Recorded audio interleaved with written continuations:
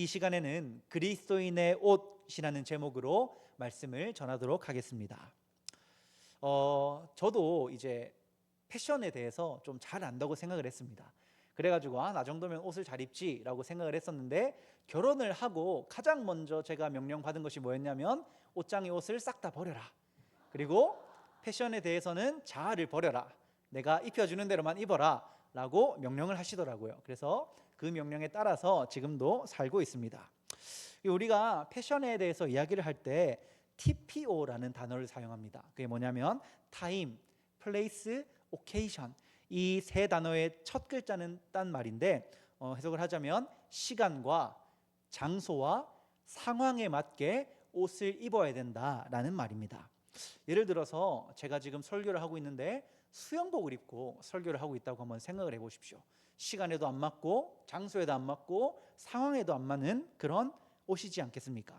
그래서 이 시간과 상황과 장소에 맞춰서 옷을 입어야 최소한 다른 사람한테 손가락질을 받지 않을 수가 있는 겁니다. 그리고 이것을 넘어서 이 옷이라는 것은요, 그 옷을 입은 사람의 정체성을 나타내 주기도 합니다. 예를 들어서 어떤 청년이 딱 각이 잡힌 군복을 입고 왔습니다. 그 청년이 군인이구나 라는 것을 쉽게 알 수가 있죠. 또 병원에 갔는데 어떤 사람이 흰색 가운에 청진기를 목에 걸고 있습니다. 그 사람은 누구일까요? 의사겠죠. 이렇게 그 사람이 입는 옷은 그 사람의 정체성을 나타내주는 역할을 하기도 합니다.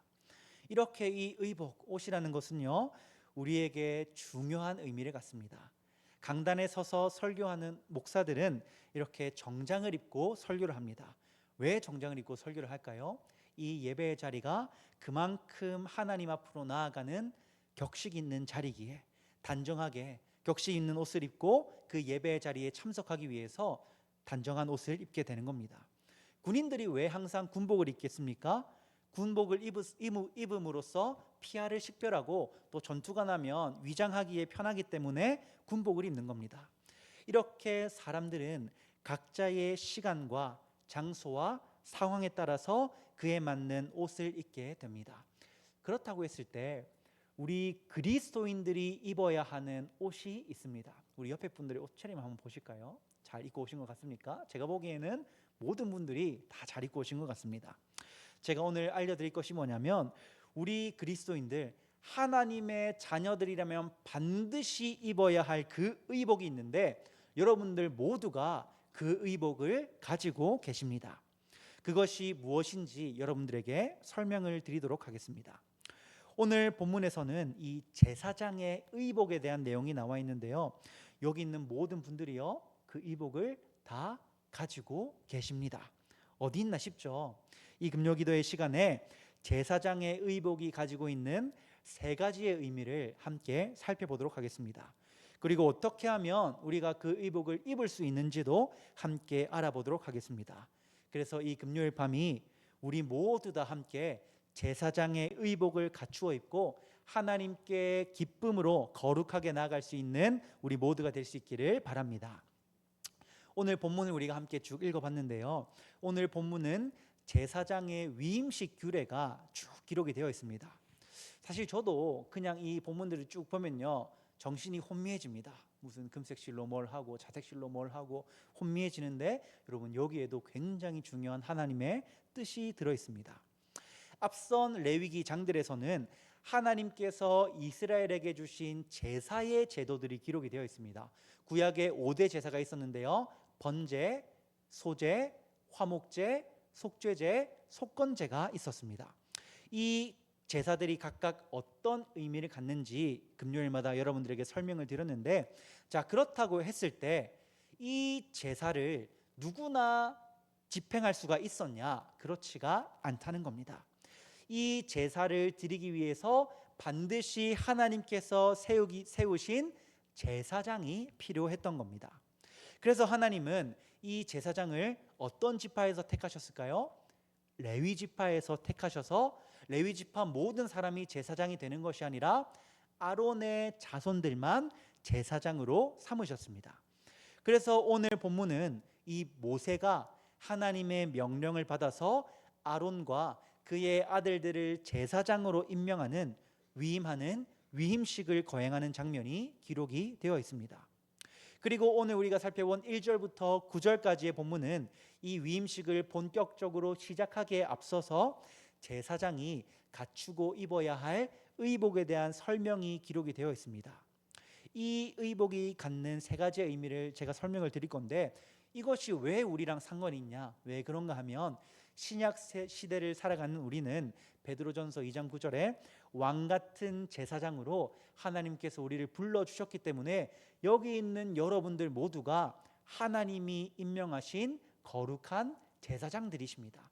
그렇기 때문에 여러분도 반드시 하나님 앞에 나가기 위해서는 이 제사장의 옷을 입으셔야 합니다.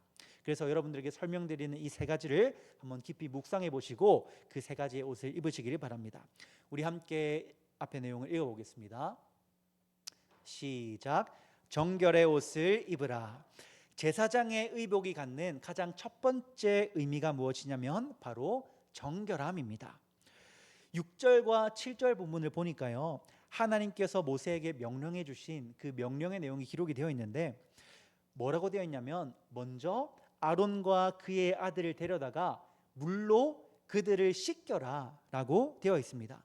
그리고 나서 뭘 입히라고 되어 있냐면 속옷을 입혀라 라고 되어 있습니다. 이때 이 아론과 그의 아들들이 서 있던 장소는 이스라엘의 회막 앞이었습니다. 이 회막에는 성소가 있었는데요, 그래서 그들이 몸을 씻은 그 물은 어떤 물이었냐면 이 성막들에 있는 물두멍에 담긴 물이었습니다. 이 물두멍은요, 구약 시대에서 굉장히 중요한 역할을 하는 성막의 도구였는데요, 우리 30장 출애굽기 30장 21절 말씀을 함께 읽어보겠습니다. 시작. 이와 같이 그들의 그 수족을 씻어 죽기를 면할지니 이는 그와 그의 자손이 대대로 영원히 지킬 규례니라. 아멘. 여러분, 이 제사장들이요, 이제 성소에 들어가서 여러 가지 일들을 행했는데 성소에 들어가기 전에 반드시 먼저 해야 될 게 있었습니다. 그것이 무엇이었냐면 성소 앞에 놓여 있는 물두멍의 물에 손과 발을 반드시 씻어야 했습니다. 만약에 이 제사장이 손과 발을 씻지 않고 성소로 들어갔다, 그렇게 하면 어떻게 됐을까요? 바로 죽임을 당하게 되었습니다. 손발을 씻는 행위는요, 단순히 손과 발을 씻는 것을 넘어서 나의 죄와 나의 허물을 하나님 앞에 씻어버리고 정결한 상태가 된다라는 의미를 가지게 되는 겁니다. 하나님의 임재의 상징, 하나님이 거하시는 성소에 들어가서 하나님을 마주하고자 한다면 나 자신을 정결하게 하고 거룩한 모습으로 하나님 앞으로 나아가야 된다는 겁니다. 만약에 내가 정결해지지 못하고 거룩하지 못한 모습으로 하나님 앞에 나아간다면 그 사람은 지극히 거룩하신 하나님 앞에서 죽임을 당하게 된다는 말입니다. 그래서 이 아론과 그의 아들들이 제사장으로 위임받기에 앞서서 가장 먼저 해야 했던 것이 뭐냐면 이 물두멍의 물로 온몸을 깨끗하게 씻어야 했습니다. 제사장이 될 사람이기 때문에 그 사람은 온몸을 깨끗하게 씻어 정결하게 해야 했음을 말하는 겁니다. 이렇게 물로 몸을 씻은 후에 모세는 그들에게 무엇을 입혔냐면 속옷을 입혔습니다. 이때 속옷은 흰색 세마포로 지은 옷이었는데 새하얀 속옷이었습니다. 이제 이 속옷을 입은 이후로 제사장들은 굉장히 화려한 장식들이 달린 옷들을 입게 되는데 그 화려한 옷들 안에 입은 것이 바로 이 흰색 세마포로 지은 속옷이었다는 겁니다. 이것이 의미하는 바가 무엇이냐면 이제 제사장이 그 직분을 수행할 때에 여러 가지 일들을 행할 텐데 가장 기본이 되어야 하는 것, 가장 먼저 여겨져야 하는 것이 무엇이냐면 새하얀 정결이라는 의미가 되는 겁니다. 내가 아무리 앞에서 많은 일을 한다 할지라도, 내가 아무리 하나님의 일을 백성들 앞에 한다 할지라도 그 속에 정결함이 없다면 그것은 결코 하나님이 원하시는 행동이 될 수 없음을 이 흰색 속옷을 통해서 말씀을 해주시는 겁니다. 이처럼 제사장들은 본격적으로 이 의복을 입기에 앞서서 온몸을 물두멍에 물로 씻어야 했고 새하얀 세마포로 지은 속옷을 입어야 했습니다. 이것이 의미하는 바가 바로 정결함입니다. 몸과 마음이 정말로 깨끗하게 씻어진 사람, 그래서 정결한 몸과 마음을 가진 사람만이 제사장의 직분, 하나님 앞으로 나아가는 그 직분을 수행할 수 있게 된다는 뜻입니다.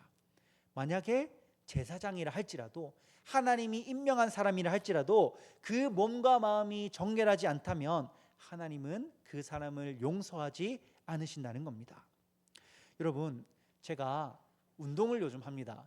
복싱을 배우고 있거든요. 멋있죠? 배우고 있는데 하고 나면요, 멋있었군요. 땀이 굉장히 많이 납니다. 근데 제가 씻고 집까지 가면 또 땀이 그대로 나기 때문에 온몸이 땀에 젖은 채로 집에 들어갑니다. 그러면 바로 씻으러 가면 되는데 괜히 소파에 앉아서 쉬고 싶어가지고 앉아 있다가 아내가 있으면 장난친다고 옆으로 이제 삐질삐질 갑니다. 그래서 이제 붙으려고 하면 막 소리를 지르면서 씻으러 가라고 하죠. 왜 싫어할까요? 저라는 사람이 싫은 걸까요? 그렇지 않죠. 제 땀이 싫은 거겠죠, 당연히. 이렇게 씻지 않고 땀이 다 묻은 채로 그 사람이 나한테 다가오면 굉장히 불쾌할 겁니다. 여러분, 이와 마찬가지로 하나님이 어떻게 느끼시는 거냐면 지극히 거룩한 하나님이시지 않습니까? 그 어떤 흠도 죄도 없으신 하나님이시기에 만약에 어떤 사람이 그 티끌을 가지고 정말로 이 더러운 죄악들을 가지고 하나님 앞으로 나오는 것을 하나님은 참지 못하신다는 겁니다. 그렇다고 했을 때 영신교회 성도 여러분, 여러분은요, 이 몸과 마음을 정결하게 하고 이 예배의 자리로 나오셨습니까? 여러분은 여러분의 죄의 문제를 해결하고 정말로 깨끗한 몸과 마음으로 하나님의 앞으로 나오셨습니까? 혹시 해결되지 못한 죄의 문제를 그대로 품은 채로 각자의 말 못할 사정으로 인해서 아직까지 몸과 마음이 깨끗하게 정리되지 않은 채로 예배의 자리로 나오지는 않으셨습니까? 사는 성도 여러분, 우리는 어떤 사람들이냐면 왕같은 제사장으로 세워진 사람들입니다. 그렇게 우리는 하나님 앞에서 지극히 정결해야 하는 사람들입니다. 이때 죄가 무엇인지 제가 예전에 설명을 드렸는데요, 이 죄는 관역을 벗어난 것, 하타라는 단어를 사용하는데 하나님이 아닌 다른 관역을 향해 우리가 달려가고 있으면 그것이 죄악이라고 말씀을 드렸습니다. 그 죄로 내가 더럽혀져 있는데 나를 더럽히는 그 죄악들, 나를 정결하지 못하게 만드는 여러 가지 부정한 요소들, 그 모든 것들을 제하여 버리고 우리가 정결의 옷을 입어야 하는데, 만약 우리가 아직 해결하지 못한 죄악의 문제를 품고 있다면 그 죄를 반드시 깨끗하게 씻어 버려야 하는 겁니다. 오늘 이 밤에 하나님께서 하나님께 우리가 가지고 있는 부정함이 있다면 그 모든 것을 아뢰고 우리의 깊은 곳에 자리 잡고 있는 그 죄악된 때들을 깨끗하게 벗겨내는 이 밤이 될 수 있기를 간절히 바랍니다. 근데 여러분, 우리가 어떻게 생각을 하냐면요, 타협을 하곤 합니다. 이 정도는 괜찮겠지, 내가 그래도 죄를 짓고 살지만 이런 죄는 당연히 회개해야겠지만 이 정도는 괜찮겠지 하는 죄악들이 분명히 있으실 겁니다. 분명히 이건 하나님이 원하시지 않는 것이라는 건 알지만 그것이 나한테 너무나도 익숙해져서 이 정도는 내가 나중에 마음만 먹으면 언제든지 고칠 수 있겠지, 끊어낼 수 있겠지 하는 행동들도, 그런 작은 죄악들도 여러분들에게 있으실 겁니다. 술이 될 수도 있겠고요, 담배가 될 수도 있겠고요, 다른 사람들을 싫어하는 그런 나쁜 마음이 될 수도 있겠고요, 각자의 그런 작은 죄악들도 있을 수가 있는 겁니다. 그런데 여러분, 하나님은요, 그 티끌만한 죄악도 허용하지 않으시는 분임을 기억하시기를 바랍니다. 그로 말미암아서 하나님이 우리에게 부어주시는 그 죄 씻음의 은혜로 그 모든 죄악의 구습들을 깨끗하게 씻어버리는 이 밤이 되기를 간절히 바랍니다. 그로 말미암아서 여기 계신 여러분들 모두가 정결의 옷을 입고 하나님 앞으로 당당하게 나아갈 수 있는 우리 모든 영신교회 성도들이 될 수 있기를 주님의 이름으로 축복합니다. 우리 두 번째로 한번 읽어보겠습니다. 두 번째입니다. 시작. 섬김의 옷을 입으라. 제사장의 의복이 갖는 첫 번째는 정결이었고요, 두 번째가 무엇이냐면 바로 섬김입니다. 아론과 그 아들들은 이제 몸을 씻고 속옷을 입은 뒤에 이 앞 성경 구절을 보면 띠를 둘러야 했습니다. 이때 띠를 두른다라고 했을 때 두른다라는 단어는 히브리어로 하가르라는 단어를 사용하는데요. 이 하가르라는 단어는 성경의 거의 대부분의 어떤 용례로 사용되냐면 어떤 일을 하기에 앞서서 준비가 되었다라는 표현으로 사용됩니다. 내가 이제 허리를 동이고 일을 시작하겠다라고 할 때 이 두른다라는 단어를 사용한다는 겁니다. 그래서 제사장이 정결함을 의미하는 속옷을 입은 이후에 이 속옷이 흘러내려서 방해가 되지 않도록 그 띠를 단단하게 조여매고 하나님의 일을 하기 시작한다는 의미가 이 띠를 두른다라는 뜻이 되는 겁니다. 그리고 이어서 이 제사장은 겉옷을 입게 됩니다. 이 겉옷에는요 굉장히 특이한 장식이 하나 붙어 있는데요. 우리 출애굽기 28장 33절 말씀을 함께 읽어보겠습니다. 시작.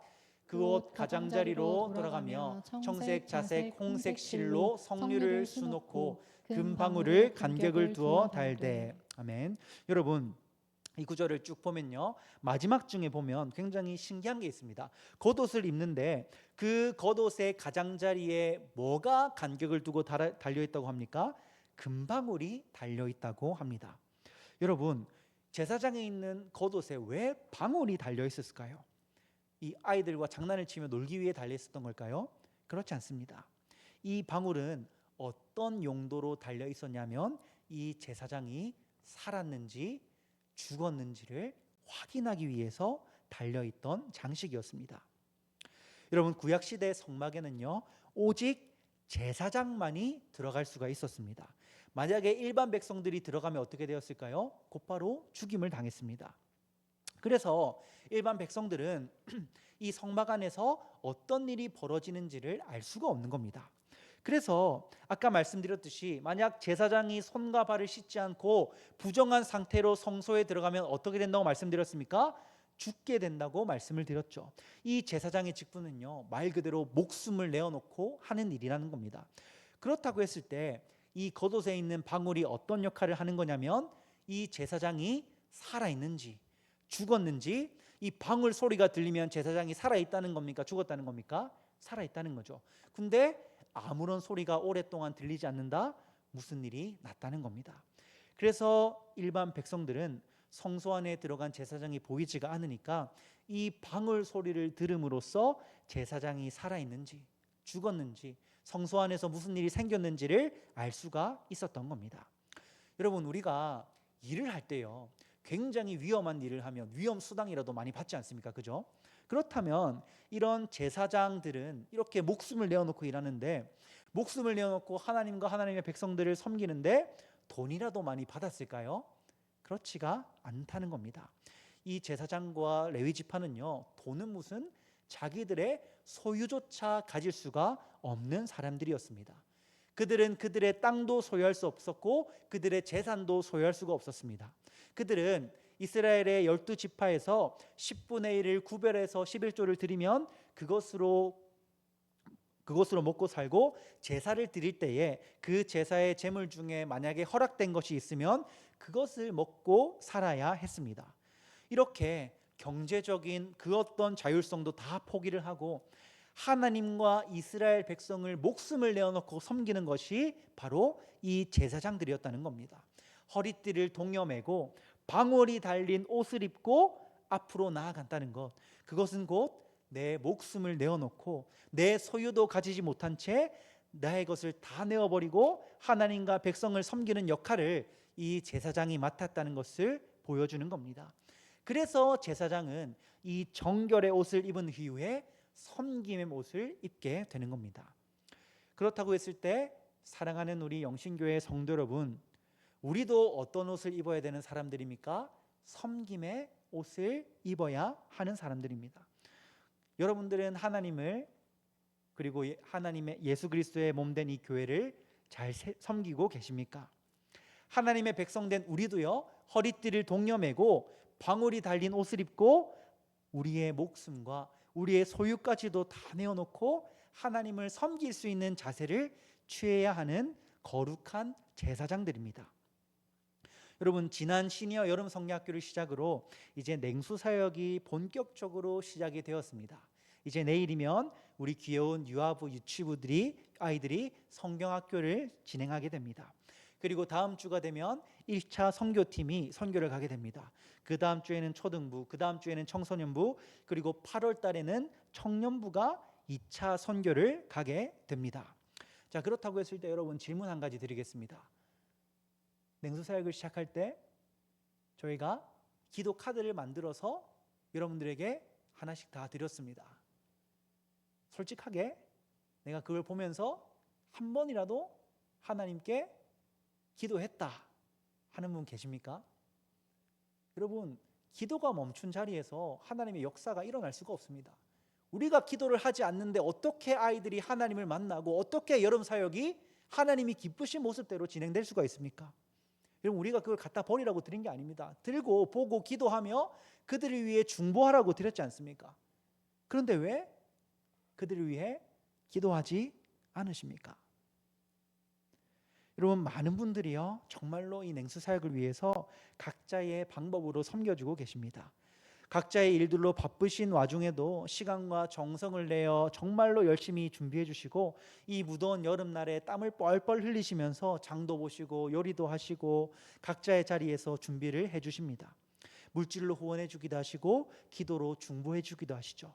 이런 성도 한 분 한 분의 섬김이 모여서 여러분들의 관심이 모여서 이번 여름 하나님의 마음을 시원케 할 수 있는 냉수 사역이 진행될 수가 있다는 겁니다. 여러분, 혹시 이 귀하고 복된 섬김의 자리를 피하고 있지는 않으십니까? 내 자녀도 해당 사항이 없고 이제 내가 참여할 프로그램도 마땅히 없으니 나는 해당 사항이 없다라고 생각하시고 그렇게 멀리 떨어져 계시지는 않으십니까? 사실 마음만 먹으면 선교에도 참여할 수 있고 각 부서 성령학교 시간에도 충분히 참석할 수 있지만 굳이 내가 하지 않아도 다른 사람이 하겠지. 이번에 저기 고성이랑 진주 멀리 간다던데 아이고 거기까지 어떻게 가냐 하면서 나는 힘들어서 할 수가 없다고 그렇게 생각하시면서 섬김의 자리에서 눈을 돌리지는 않으셨습니까? 여러분, 제사장은요 이 섬김의 옷을 입어야 하는 사람들입니다. 이 섬김의 옷을 입지 않으면요 그 다음 옷을 입을 수가 없는 사람입니다. 하나님을 위한, 교회를 위한 그 섬김의 자리로 나아가지 않는 사람은요 그 신앙이 결코 하나님이 원하시는 모습으로 온전히 성장할 수가 없다는 말입니다. 나의 것을 포기하고 나아간 그 섬김의 자리에서 우리가 무엇을 누리게 되냐면 하나님의 은혜를 누리게 된다는 겁니다. 나의 것을 내어드리고 나아간 그 섬김의 자리에서 정말로 진정한 성도의 교제와 함께함의 기쁨을 누릴 수가 있고 허리띠를 동여매고 옷에 방울을 달고 하나님을 섬기고자 나아간 그 자리에서 우리가 하나님께서 부어주시는 참되고 복된 은혜를 누릴 수가 있게 되는 겁니다. 그리고 바로 그때 여러분들의 신앙이요 열매를 맺을 수가 있게 된다는 겁니다. 사랑하는 성도 여러분, 여러분들에게 권면합니다. 허리띠를 동여 매시길 바랍니다. 그 방울이 달린 겉옷을 입고 하나님 앞으로 섬김의 자리로 나아가시기를 바랍니다. 여러분, 이번 여름만이 끝이 아닙니다. 이제 하나님이 여러분을 부르시는 무수히 많은 섬김의 자리가 있을 겁니다. 바라기는 여기 계신 여러분 한 분도 빠짐없이 하나님이 필요로 하는 그 섬김의 자리로 꼭 나아가시기를 바랍니다. 중보로 기도하는 자리도 좋고요, 물질로 후원하는 자리도 좋고요, 직접 몸으로 섬기시는 자리도 좋고요, 어떤 자리가 되었든 그 섬김의 자리로 나아가서 하나님과의 친밀한 교제와 정말로 하나님께서 그 섬김의 자리에서 부어주시는 형언할 수 없는 기쁨과 은혜를 우리 모두가 풍성히 누릴 수 있게 되기를 주님의 이름으로 축원합니다.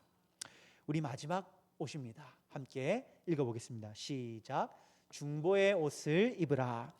제사장 의복이 갖는 마지막 의미가 무엇이냐면 바로 중보입니다. 이 제사장들이 몸을 씻고 그다음 머리 벗다고요, 속옷을 입고 그다음 뭘 했습니까? 띠를 두르고 겉옷을 입었습니다. 이제 이 겉옷을 입고 나서 모세는 아론과 그 아들들에게 이제 제일 중요한 옷을 입히게 됩니다. 그것이 무엇이냐면 에봇이라고 불리는 조끼를 입혀 주었는데요. 그리고 이 조끼를 입히고 에봇이 벗겨지지 않도록 그 위에 장식 띠를 두르고 그 가슴팍에는 흉패를 달았습니다. 그리고 머리에는 여호와께 성결이라고 적힌 금패가 달린 관을 씌우게 되었습니다.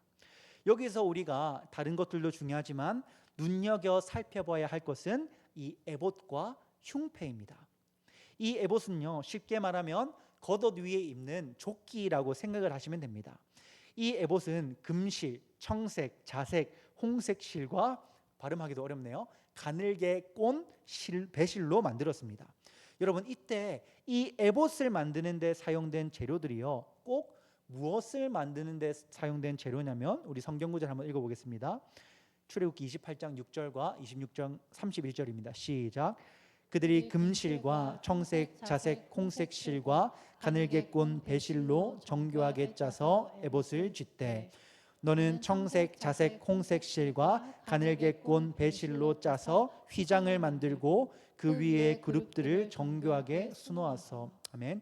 여러분, 제사장이 입고 있는 이 에봇은요, 무엇과 그 재료가 같았냐면 성막의 휘장과 재료가 같았다는 겁니다.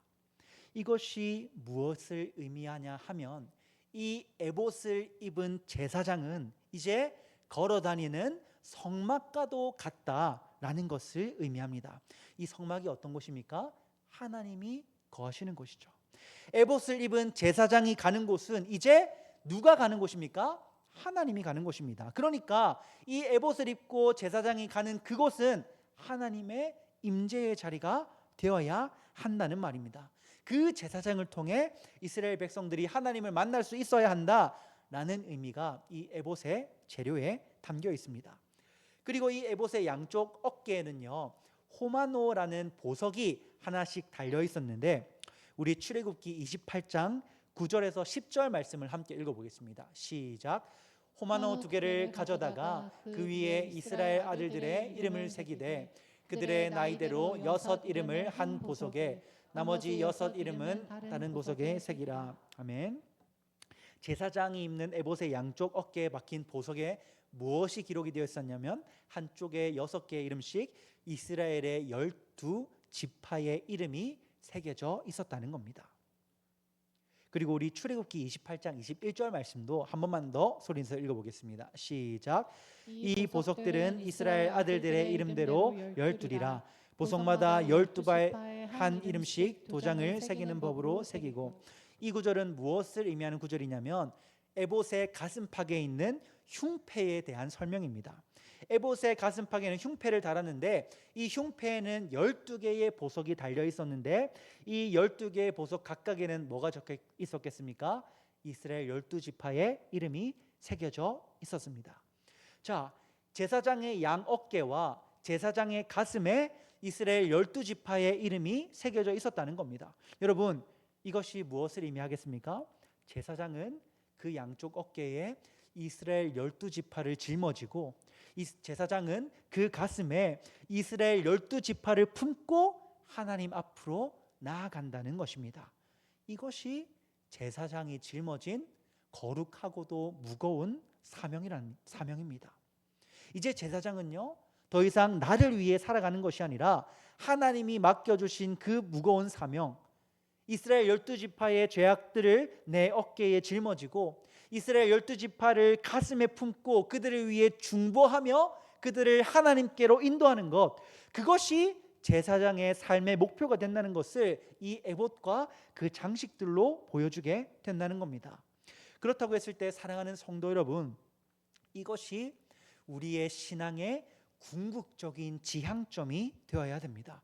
성경은 계속해서 우리에게 무엇을 말하냐면, 내 이웃을 너의 몸과 같이 사랑하라 라고 말합니다. 성경은 끊임없이 다른 사람에 대한 사랑을 강조합니다. 형제 자매가 연합하여 하나가 되어야 함을 강조하고, 내가 다른 사람을 위해 중보하며 기도하고 그 사람을 위해 손을 내밀어야 함을 끊임없이 강조한다는 겁니다. 그렇다고 했을 때 다른 사람을 위한 그 사랑이 가시적으로 나타나는 것이 무엇이겠습니까? 상대방을 향한 중보의 기도가 되는 겁니다.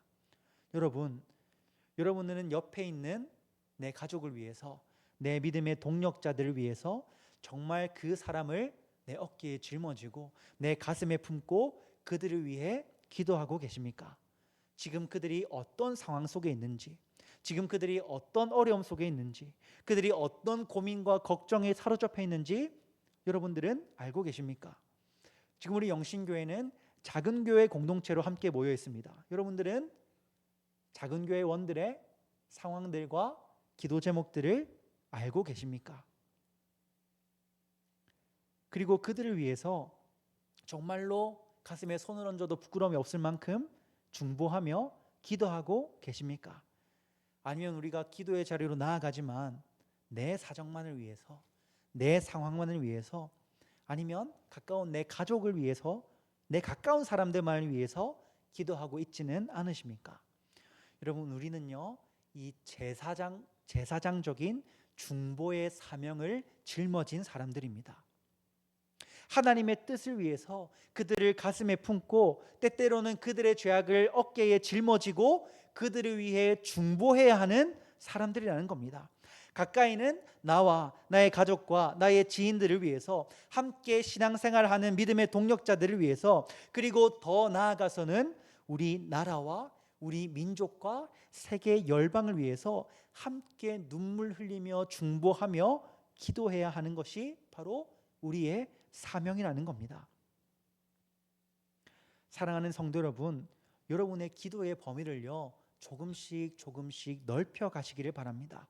나의 기도가 정말로 좁은 범위에 국한되어서 다른 일을 위한 중보의 기도가 빠져 있다면 교회와 나라와 민족과 세계 열방을 위해서 중보하며 기도하는 이 금요일 밤이 될 수 있도록 여러분들의 기도의 지평을 조금만 더 넓히시기를 바랍니다. 우리가 기도할 때에, 우리가 정말로 하나님 앞에서 하나 되어서 서로를 위해 중보하며 기도할 때 그 기도가 쌓여서 하나님께서 결국에는 그 기도를 들으시지 않으시겠습니까? 우리의 중보를 하나님께서 받으시지 않으시겠습니까? 여러분, 기도의 힘을 믿으시기를 바랍니다. 다른 이들을 가슴에 품고 그들을 어깨에 짊어지시고 그들을 위해 중보하는 이 밤이 될 수 있기를, 우리 영신교회 모든 성도 여러분이 될 수 있기를 간절히 바랍니다. 그로 말미암아서 우리 교회가 정말로 뜨거운 사랑이 흘러넘치는, 다른 사람을 향한 뜨거운 그 사랑과 배려와 존중이 흘러넘치는 그런 복된 영신교회가 될 수 있기를 간절히 바랍니다. 그로 말미암아서 하나님이 그 중보의 끝에 역사하실 그 역사하심을 목도하게 되는 그런 놀라운 일이 벌어지는 우리 영신교회가 될 수 있기를 주님의 이름으로 축원합니다. 여러분, 이처럼 제사장이 입는 의복에는요 정결과 섬김과 중보의 의미가 담겨 있음을 함께 살펴보았습니다. 그렇다고 했을 때 여러분, 여기 있는 우리 모두는요 이 제사장의 의복을 가지고 있는 사람들입니다. 이 의복이 지금 어디 있을까요? 우리 옷장에 있을까요? 그렇지가 않습니다. 지금 우리가 가지고 있는 제사장의 의복은요 지금 이 순간에도 여러분과 함께 있습니다. 먼저 정결의 의복입니다. 우리 히브리서 7장 26절 말씀 함께 읽어보겠습니다. 시작. 이러한 대제사장은 우리에게 합당하니 거룩하고 악이 없고 더러움이 없고 죄인에게서 떠나 계시고 하늘보다 높이 계시니라. 아멘. 여러분, 이 구절이 무엇을 말하고 있습니까? 우리에게 한 대제사장이 있는데 이 대제사장은 거룩하고 악이 없고 더러움이 없고 죄인에게서 떠나 계시고 하늘보다 높이 되시니다 라고 말하고 있는 겁니다. 이 말은 곧 이 대제사장이 계시는데 이분이 정결한 분이다, 악이나 죄가 없으신 분이다 라는 것을 말하는 겁니다. 이것이 우리가 가진 섬김의 의복입니다. 우리 이어서 마가복음 10장 45절 말씀도 함께 읽겠습니다. 시작. 인자가 온 것은 섬김을 받으려 함이 아니라 도리어 섬기려 하고 자기 목숨을 많은 사람의 대속물로 주려 함이리라. 아멘. 여러분, 이 구절은 무엇을 의미합니까? 인자 되시는 분, 우리의 대제사장 되시는 그분이 이 땅에 오셨는데, 그분이 이 땅에 오신 이유는 지극히 높으신 분이라서 우리에게 섬김을 받으러 오신 것이 아니라 도리어 무엇을 하러 오셨다고요? 우리를 섬기러 오셨다는 겁니다. 목숨까지 내어주기까지 우리를 섬기러 오신 분이 계시다는 겁니다. 여러분, 이분은요 이 땅에 오셔서 사역을 하는 시간 동안 거의 모든 시간 지극히 낮은 자리에 계셨습니다. 섬김이 필요한 자들, 그분의 보살핌이 필요한 자들, 그들과 항상 함께 하셨습니다. 이것이 우리가 가진 섬김의 의복입니다. 그리고 마지막으로 로마서 8장 34절 말씀 함께 읽어보겠습니다. 시작. 누가 정죄하리요? 죽으실 뿐 아니라 다시 살아나신 이는 예수 그리스도시니 그는 하나님의 우편에 계신 자요 우리를 위하여 간구하시는 자니라. 여러분, 이 구절은 무엇을 의미하냐면 우리를 위한 대제사장, 정결하시고 우리를 섬겨주시는 그분께서 하나님 우편에 앉아서 우리를 위해 뭐 하신다고요? 간구하신다는 겁니다. 지금도 그분은 하나님 보좌 우편에서 우리를 위해 중보하며 우리를 위해 간구하며 기도를 하시는 분이라는 겁니다. 여러분, 이 세 구절이 누구를 가리키고 있습니까? 정결한 분, 섬김의 본이 되시는 분, 우리를 위해 지금도 중보하며 기도하시는 분, 바로 예수 그리스도입니다. 여러분, 이 제사장 의복은요 무엇을 의미하는 거냐면 곧 이 예수 그리스도를 예표하는 장치가 된다는 겁니다. 제사장이 제사장의 의복을 입는 행위는 곧 예수 그리스도를 입는 것과 같은 의미가 된다는 겁니다. 우리 갈라디아서 3장 27절 말씀 함께 정말로 마음 다해서 읽어보겠습니다. 시작. 누구든지 그리스도와 합하기 위하여 세례를 받은 자는 그리스도로 옷 입었느니라. 아멘. 여러분, 이것이 바로 우리 모두가 가지고 있는 제사장의 의복, 바로 예수 그리스도입니다. 그 제사장의 의복 대신 예수 그리스도께서요 지금 우리와 함께 하고 계신다는 겁니다. 그래서 우리는 어떤 사람들이냐면 예수 그리스도로 옷 입고 살아가야 하는 사람들입니다. 예수 그리스도를 옷 입는다는 것, 그것이 무엇을 의미합니까? 예수님과 같이 살아간다는 것이죠. 예수님의 정결함, 예수님의 섬김, 예수님의 중보, 이것이 우리의 삶의 모습이 되어야 한다는 것입니다. 여러분, 예수 그리스도를 옷 입는다는 것은 이런 의미입니다.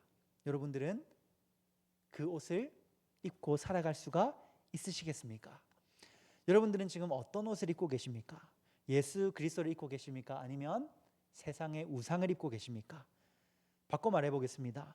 여러분들은 정결한 삶, 섬김의 삶, 중보의 삶을 살고 계십니까? 아니면 돈을 위한 삶, 명예를 위한 삶, 내 쾌락과 만족을 위한 삶을 살고 계십니까? 하나님은 우리를 왕같은 제사장으로 불러주셨습니다. 그렇기 때문에 제사장 된 우리는 반드시 제사장의 의복을 입고 살아가야 합니다. 그리고 살펴보았듯이 그것은 곧 예수 그리스도를 옷 입는다는 것을 의미합니다. 우리의 삶이 예수 그리스도를 본받아서 예수 그리스도와 같이 살아가야 함을 의미한다는 겁니다. 여러분, 우리가 어떻게 복음을 전할 수가 있을까요? 간단합니다. 우리의 삶이 예수님과 같다면요, 여러분들이 따로 말하지 않아도 세상 사람들이 저절로 복음에 대해서 알게 될 겁니다. 여러분, 우리 가정이, 우리 교회가, 우리 나라가 어떻게 하나님이 보시기에 합당한 공동체로 자라갈 수 있을까요? 그 공동체에 속한 한 사람 한 사람이 예수 그리스도를 옷 입고 살아간다면, 그리고 그 모습을 서로가 바라보게 된다면, 서로의 모습 속에서 예수 그리스도를 발견할 수 있게 된다면 그 공동체는 저절로 하나님께서 복을 부어주시고 복을 부어주시고 복을 부어주셔서 더 이상 쌓을 것이 없도록 복을 부어주시는 그런 가정, 그런 교회, 그런 나라가 될 수밖에 없다는 겁니다. 여러분, 그런데요, 이것은 결코 쉬운 일이 아닙니다. 정결한 것, 이것은 무엇을 의미하냐면 나의 세상적인 욕망과 욕심들과 쾌락들을 포기해야 한다는 것을 의미합니다. 정말 이 티끌과 같은 제약도 내 안에 없는 상태가 정결한 상태입니다. 여러분, 섬김은 무엇입니까? 나의 시간과 정성과 물질들을 포기해야 된다는 겁니다. 중보는 무엇입니까? 나만을 생각하는 그 이기적인 마음을 포기해야 된다는 겁니다. 이렇게 정결과 섬김과 중보를 생각하며 나를 비워내고 그 자리에 예수 그리스도를 채워가는 것, 그것이 바로 제사장의 옷을 입는 것이며 예수 그리스도를 옷 입는 것입니다.